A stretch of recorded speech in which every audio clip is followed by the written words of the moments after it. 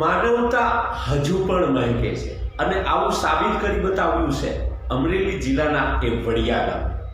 હિન્દુ મુસ્લિમ એકતાનું અનોખું ઉદાહરણ પૂરું પાડ્યું છે અને હિન્દુ સંસ્કૃતિ એ માનવતામાં માને છે, વસુધૈવ કુટુંબકમની ભાવના રાખે છે એ સાબિત કરી બતાવ્યું। વર્તમાન યુગ જ્યારે રાજકીય કાવાદાવા દાવપેચમાં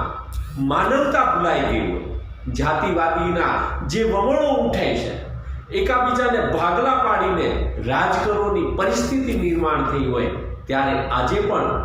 ઘણા એવા ગામડાઓ છે ત્યાં માનવતાઓ મહેકી રહી છે અને માનવમાં જે ભાવના હોવી જોઈએ એ હજુ પણ જોવા મળી રહી। આજે વડિયા મુકામે એક હિન્દુ મુસ્લિમ એકતાનું શ્રેષ્ઠ ઉદાહરણ બન્યું છે। તમે જે જોઈ રહ્યા છો એ સાગરભાઈ, અમારા બેન ભાઈના દીકરી રોશનબેન જન્નત નસીબ થયા, તો એમની જે સારવાર હોય, એમને સંતાનોમાં દીકરા ન હતા, દીકરીઓ હતી, દીકરીઓ પણ સેવા કરતી હતી, પણ દીકરીઓ કરતા દીકરા કરતા જે પાડોશીએ સેવા કરી છે એનું આજે વડિયાથી એક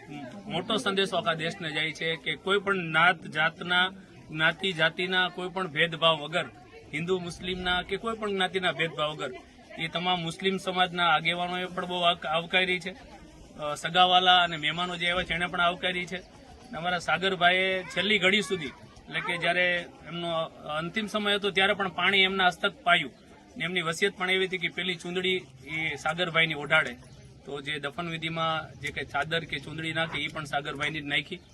તો સાગરભાઈનો અને પાડોશીનો અમે મુસ્લિમ સમાજ વતી, વડિયાના તમામ આગેવાનો વતી ખૂબ ખૂબ એને અમે બિરદાવીએ છીએ આ વાતને કે